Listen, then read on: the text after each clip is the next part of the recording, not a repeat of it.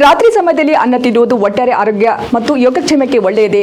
ಆರೋಗ್ಯ ತಜ್ಞರು ಹೇಳುವ ಪ್ರಕಾರ ಅನ್ನ ಮತ್ತು ದೇಹಕ್ಕೆ ಶಕ್ತಿ ಮತ್ತು ಅಗತ್ಯ ಪೋಷಕಾಂಶಗಳು ಒದಗಿಸುತ್ತದೆ. ಆದರೂ ತಡರಾತ್ರಿ ಇದನ್ನು ಸೇವಿಸುವುದರಿಂದ ಹಲವಾರು ರೀತಿಯ ಆರೋಗ್ಯ ಸಮಸ್ಯೆಗಳಿಗೆ ಕಾರಣವಾಗಬಹುದು. ಹಾಗಾದರೆ ರಾತ್ರಿ ಊಟದ ಸಮಯದಲ್ಲಿ ಅನ್ನ ಮತ್ತು ಇತರ ಅಕ್ಕಿ ಸೇರಿಸಿ ತಯಾರಿಸಿದ ಆಹಾರಗಳ ಸೇವನೆ ಮಾಡುವುದು ಏಕೆ ತಪ್ಪಿಸಬೇಕು? ಅದರ ಬದಲು ಯಾವ ರೀತಿಯ ಆಹಾರ ಸೇವನೆ ಮಾಡಬೇಕು ಎಂಬುದು ತಿಳಿದುಕೊಳ್ಳೋಣ ಬನ್ನಿ. ಮೊದಲನೇದು ತೂಕ ಹೆಚ್ಚಳಕ್ಕೆ ಕಾರಣವಾಗುತ್ತದೆ. ಸಾಮಾನ್ಯವಾಗಿ ಅಕ್ಕಿಯಲ್ಲಿ ಕಾರ್ಬೋಹೈಡ್ರೇಟ್ಗಳು ಸಮೃದ್ಧವಾಗಿವೆ. ಇದು ದೇಹಕ್ಕೆ ಶಕ್ತಿಯನ್ನು ನೀಡುತ್ತದೆ. ಆದರೆ ರಾತ್ರಿ ಸಮಯದಲ್ಲಿ ನಮ್ಮ ದೈಹಿಕ ಚಟುವಟಿಕೆ ತುಂಬಾ ಕಡಿಮೆ ಇರುವುದರಿಂದ ಕಾರ್ಬೋಹೈಡ್ರೇಟ್ ಭರಿತ ಆಹಾರವನ್ನು ಸೇವಿಸುವುದರಿಂದ ಹೆಚ್ಚುವರಿ ಕ್ಯಾಲರಿಗಳು ಸಂಗ್ರಹವಾಗುತ್ತದೆ. ಎರಡನೇದು ರಕ್ತದಲ್ಲಿನ ಸಕ್ಕರೆ ಮಟ್ಟವನ್ನು ಹೆಚ್ಚಿಸುತ್ತದೆ. ಬಿಳಿ ಅಕ್ಕಿಯಲ್ಲಿ ಹೆಚ್ಚಿನ ಮಟ್ಟದ ಗ್ಲೈಸೆಮಿಕ್ ಸೂಚ್ಯಂಕವಿದೆ. ಇದರರ್ಥ ಇದು ರಕ್ತದಲ್ಲಿನ ಸಕ್ಕರೆ ಮಟ್ಟವನ್ನು ಹೆಚ್ಚಿಸುತ್ತದೆ.